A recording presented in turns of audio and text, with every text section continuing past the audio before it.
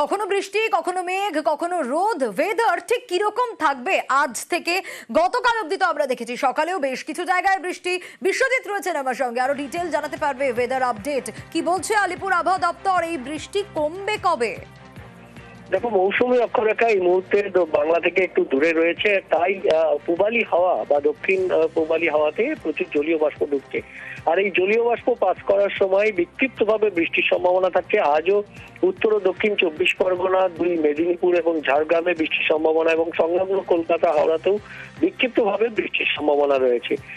আগামীকালও দক্ষিণ 24 পরগনা, পূর্ব মেদিনীপুরে বৃষ্টির সম্ভাবনা থাকলেও অন্যান্য জায়গাতে যেখানেই বজ্রগর্ভ মেঘ তৈরি হবে সেখানেই সাময়িকভাবে বৃষ্টিপাত হবে। তবে বাতাসে জলীয় বাষ্প বেশি থাকায় আর্দ্রতা জনিত অস্বস্তিও থাকবে।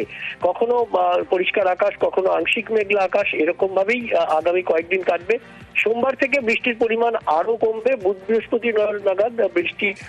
বেশ বিশ্বজিৎ, দক্ষিণবঙ্গের আপডেট তো পেলাম, কিন্তু উত্তরবঙ্গে ওয়েদার কেমন থাকবে? পার্থ রয়েছে আমার সঙ্গে, আরো ডিটেল জানাতে পারবে উত্তরবঙ্গের ওয়েদার সম্বন্ধে। পার্থ, দেখো, আজও কিন্তু উত্তরবঙ্গের পাহাড় থেকে সমতল প্রচুর জেলাতেই কিন্তু বিস্তৃতভাবে বৃষ্টির সম্ভাবনা থাকছে, এবং ইতিমধ্যে কিন্তু সকাল থেকে আকাশ মেঘলা রয়েছে। দার্জিলিং, কালিম্পং এবং পাহাড়ি এলাকা রয়েছে, তেমনি সমতলে শিলিগুড়ি, জলপাইগুড়ি, আলিপুরদুয়ার, কোচবিহার সর্বোচ্চ কিন্তু আকাশ মেঘলা রয়েছে, এবং বেশ কয়েকটি জেলা কিন্তু ইতিমধ্যেই বৃষ্টি শুরু হয়েছে, এবং দিনভর এই বিক্ষিপ্তভাবে বৃষ্টির পূর্বাভাস। এবং সন্ধ্যার পরে কিন্তু বেশ কয়েকটি জেলায়, বিশেষ করে পাহাড়ি এলাকা তো বটেই, সমতলেরও বেশ কয়েকটি জেলায় কিন্তু ভারী থেকে অতি ভারী বৃষ্টির পূর্বাভাস দিয়েছে আবহাওয়া দপ্তর। বেশ।